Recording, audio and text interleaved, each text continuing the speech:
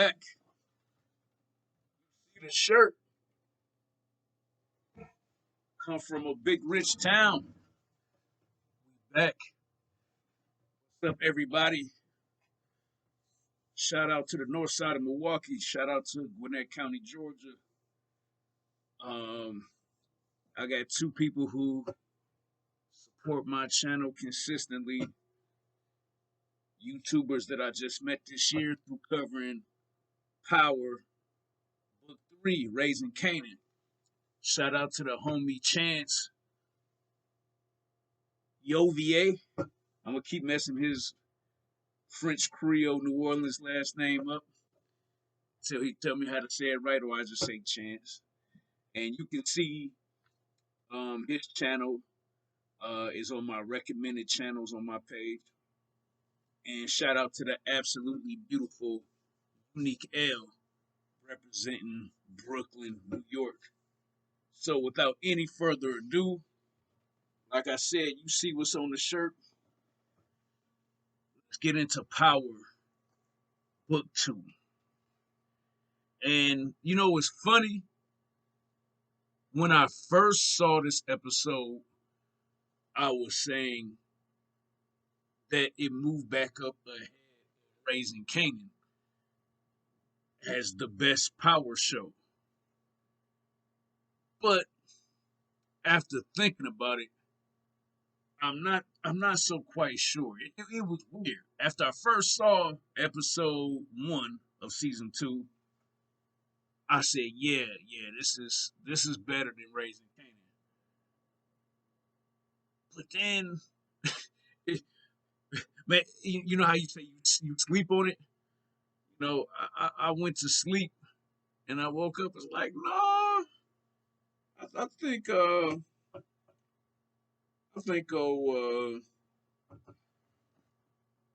book 3 is still the best. So without any further discussion, I done wasted 2 minutes. Y'all like get on with it already. So here we go. So PTSD. I have never killed anyone. You know, fun fact. You know, your scroll has never offed anybody. But being somebody from the inner city of Milwaukee and being somebody who has also lived in the hood in Atlanta, southwest Atlanta, I know people who say that if you take someone's life, you have nightmares and images about that person that you take out. So it seems like that's what's going on with Tariq. And it's also a little bit further down the line, also is happening with Mary Day. Now, let me say this about Yaz, aka Yasmin. She is absolutely adorable. Like the former stepdaddy in me. I just wanted to protect her, say it'll be okay, boo boo. I just wanted to adopt her right on the spot when she said grandma's getting worse.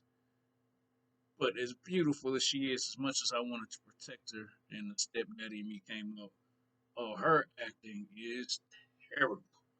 Boy, her acting is bad. It's not, not one word she said was believable. I don't care how cute she was with her Afro puffs. And I'm sure you will agree with me. It was a lot of that going on with this episode where, and maybe that's what it was. Maybe I liked the story, but maybe part of me was really feeling like the acting is still just rough slash dry slash, you know what I mean? Maybe Raising Canaan, the acting is just more believable, you know. So when Mary J, aka Monet, when she hears the noise, it's like what Michael Myers? Is this Freddy Krueger in Queens now? Like or Brooklyn, wherever they at on Power Book 2.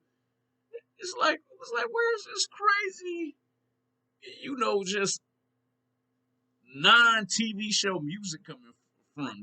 They giving like a horror movie, like a scary movie score, and it was just corny, but it was just funny. It wasn't so corny that I said that they can't do that. It was out of place, and it was just doofy, not goofy with a G, doofy with a D. It was doofy to have in a urban hood drama. Okay, um, Stephanie. So when sex and forgive me for getting Method Man's character's name. I gotta just call him Method Man for right now until it comes back to me. His assistant was a chocolate sister who was real beautiful, and I kind of consider that pandering. You know what I'm saying? Because Biggie once famously said he was black and ugly as ever. However, and it always stuck with me.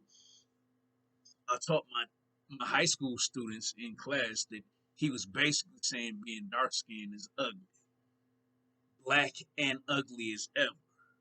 You know, and as a result, a lot of dark skinned women don't really get parts.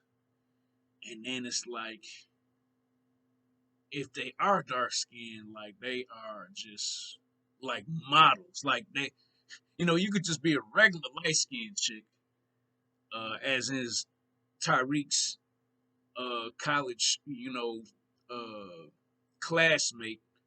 Her YouTube name is Light Skin Keisha. I don't know if she raps or sings. I don't know what her talent is. But the light skinned girl, decent body, long hair that's in the class, she goes by Light Skin Keisha. Is her It's even the name they credit her with. And she isn't that great looking, but it's just crazy. And if there's a dark skinned girl that's like a love interest, she has to be like just drop dead, like model worthy to even look. And meanwhile, all three of the girls that Tariq is messing with is mixed. So I don't know. It just bothers me, as a light skinned brother myself. Um, I hate to see that colorism. You know what I mean? But at any rate, she was bad. The one that Method Man was trying to push up on.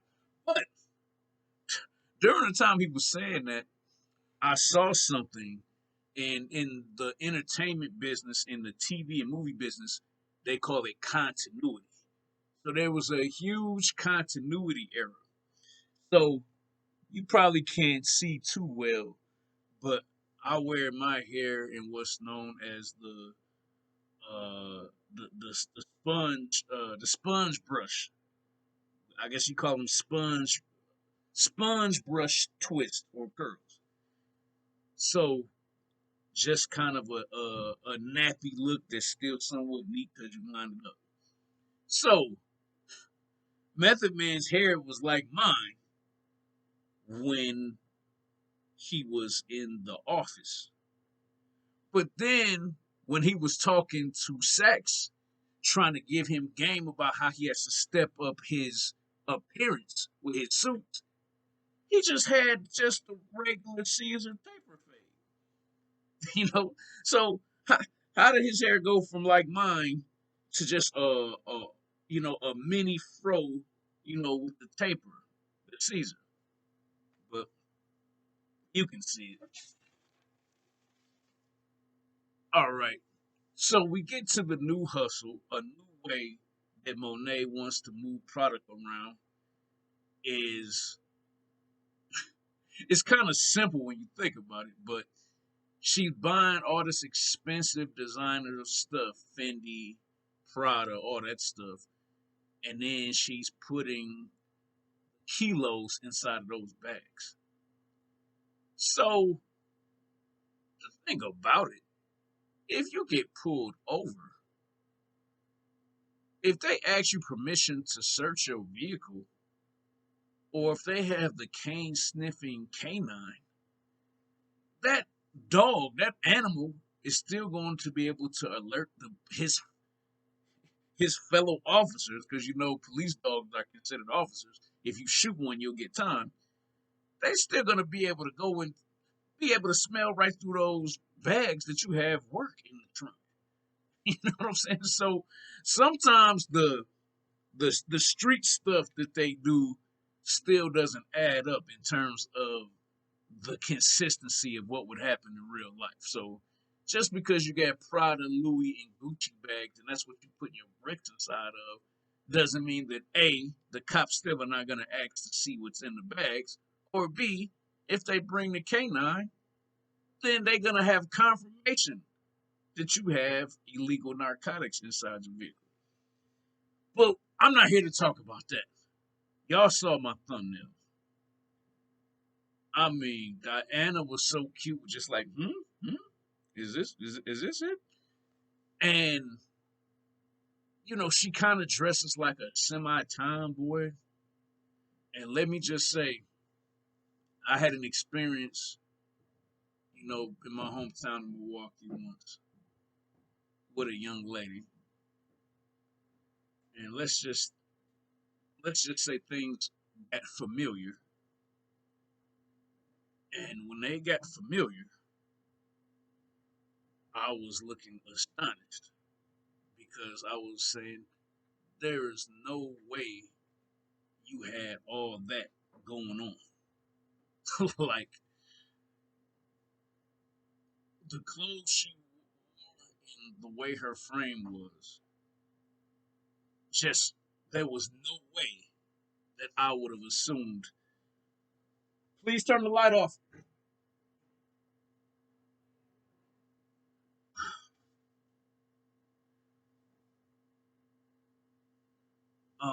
There was no way that I would have assumed that she had that much going on, but Diana did have that much going on. Okay. So another thing that I've noticed, and I hope that you guys are with me, these classroom debates, when the professor gives them a topic and they're supposed to expound on it, it's getting more and more cringeworthy and more like not believable.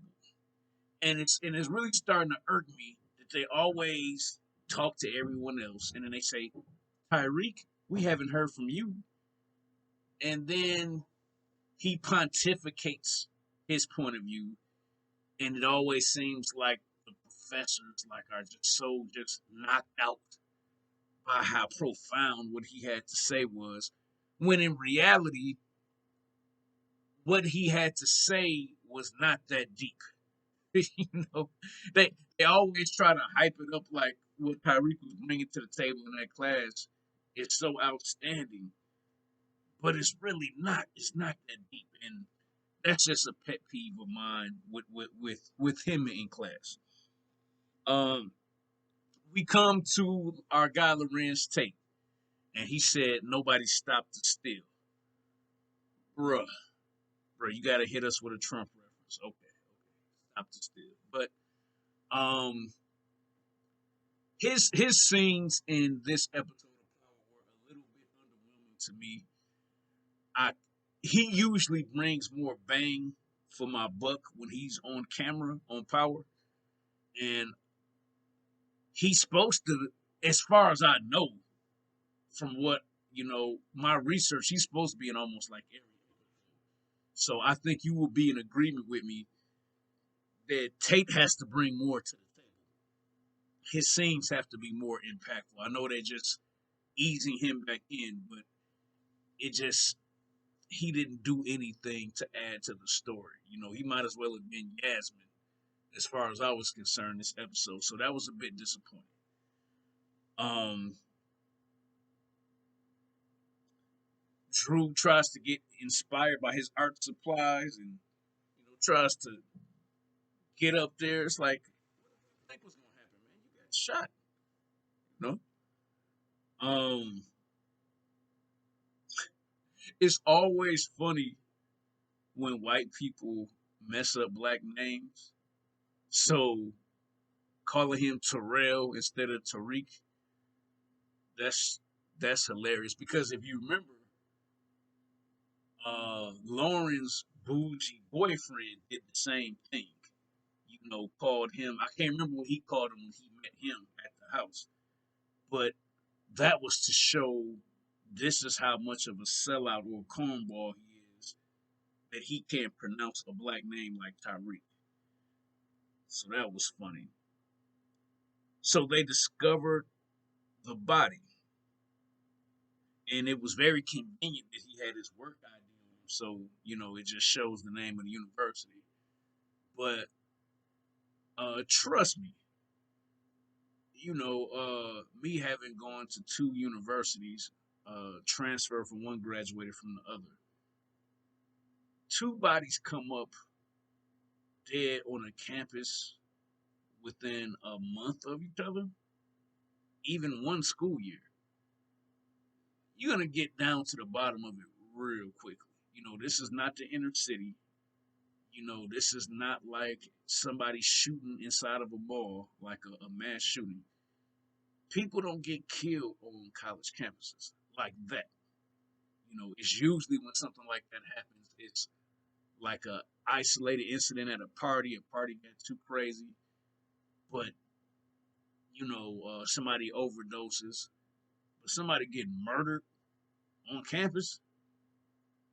I mean, what I'm saying is Tariq is not giving himself a lot of a lot of leeway. What I'm saying is that whether he wanted it to happen or not, two people associated with your college getting killed, one on campus, one off campus, that investigation is going to wrap up real quick. It's not going to take 2, 3 years to figure out, people dying on campus. They're going to be able to tie it back to something. Okay. Oh, when our guy Professor is it Ingram, when she was telling her sponsor or her sex therapist, the one who tries to cure her from sex addiction, that you know the guy who she used to deal with, he's an adult. I found that a little bit insulting because then he turns out to be white. So you're saying that the two black men that you were dealing with, one who is now deceased, they're not adults, but the white guy's an adult. I was a little insulted by that. And then come to find out, he basically catfished you so that he could question you about this investigation. So sisters, y'all gotta learn, man. Y'all be putting them other men on pedestals ahead of us, and they don't have no use for you, man. Stop calling them zaddy. Stop putting them on pedestals. Above your brothers. I know we have a lot of faults, but just deal with them. Don't elevate them and act like they're so much better than us. Lauren, Tariq was real close. The old boys in the hood trick of. I guess it was reverse because instead of Trey swinging and crying and then getting some, she was acting upset about the professor, and then she was going to use that to get some. Yeah, she got curved, and I sometimes wonder between Diana, like Effie is the only one he doesn't curve, but he curves Diana and Diana and Lauren a lot. And I'll let you in on a little secret. Girls that look like that ain't gonna put up with getting curved too often by anybody because they don't have to. You understand what I'm saying? Um, Monet doing cock blocking. I mean, just doing the most with cock blocking. Just popped up out of nowhere. She levitated over there to tell Diana to get away from Tyreek. So our boy Kane, breaks the guy's